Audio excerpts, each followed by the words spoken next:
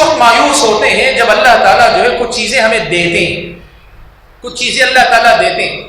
جیسے مثال کے طور پر اللہ تعالیٰ نے دولت دی، پھر اللہ تعالیٰ چھین لیتے. اولاد دی، اولاد دینے کے بعد اللہ تعالیٰ چھین لیتے. تو بندہ کیا کرتا ہے؟ جب نعمت ملتی ہے تو شکر ادا کرے نہ کرے، لیکن جب وہ نعمت چھنتی ہے تو اکثر مایوس ہو جاتا ہے. اللہ تعالیٰ نے قرآن مجید میں اس کا تذکرہ فرمایا. اللہ تبارک و تعالیٰ نے یہ بات بیان فرمائی، کہا کہ جب ہم انسان کو پہلے نعمت دیتے ہیں پھر اس کے بعد چھین لیتے ہیں تو کیا ہوتا ہے؟ فیئوس کفور. یہ بندہ ایک تو مایوس ہو جاتا ہے، دوسرا ناشکرا ہو جاتا ہے. بھائیو، اللہ تعالیٰ نے اگر پہلے نعمت دی، آپ کے پاس نہیں تھی نا، اللہ نے دی نا، اب چھین لیا ہے تو دوبارہ بھی دے سکتا ہے، اس کا یقین رکھو. مایوس کیوں ہوتے ہو؟ نا امید کیوں ہوتے ہو؟ زندگی میں اللہ نے آپ کو کچھ بھی دے کر واپس لیا ہے، تو جب آپ پہلی مرتبہ دیا دوبارہ کیوں نہیں دے سکتے؟ آپ کو اگر اللہ نے پہلی مرتبہ دیا جب آپ کے پاس کچھ نہیں تھا، اور سچ یہ کہ ہمارے پاس کچھ نہیں تھا، ہم جب پیدا ہوئے ہمارے پاس پہننے کے لیے کپڑا نہیں تھا، کچھ نہیں تھا، اللہ نے سب کچھ دیا ہے.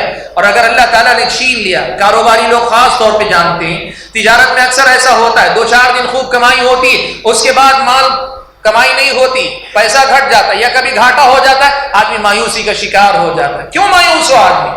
جس نے پہلی بار دیا دوبارہ وہ کیوں نہیں دے سکتا؟ یہ تو تیری آزمائش ہے بندے، یہ تیری آزمائش ہے کہ تو اپنے رب کو پہچان کر یقین جتاتا ہے یا مایوس ہو جاتا ہے. اگر تو مایوس ہو جاتا ہے تو ناشکرا ہے، تو اللہ تعالیٰ تجھے کیسے نوازے گا؟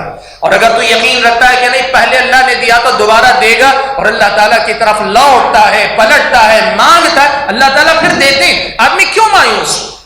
اللہ تبارک و تعالیٰ نے قرآن مجید کے اندر خاص طور پر اس مزاج کا تذکرہ فرمایا کہ انسان کو اللہ ایک رحمت، ایک نعمت دیتے ہیں اور پھر اس کے بعد اس نعمت کو چھین لیتے تو انسان کیا کرتا ہے؟ فیئوس کفور.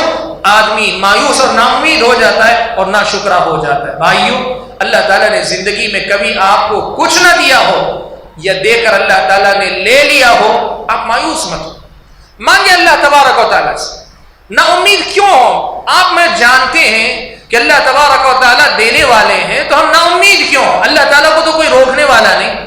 ہمیں ایسا لگے کہ بھائی یہ ممکن نہیں تو آدمی مایوس ہو سکتا ہے، لیکن اللہ کے لیے تو سب کچھ ممکن ہے. پھر اللہ تعالیٰ کی رحمت سے مایوسی کس بات کی؟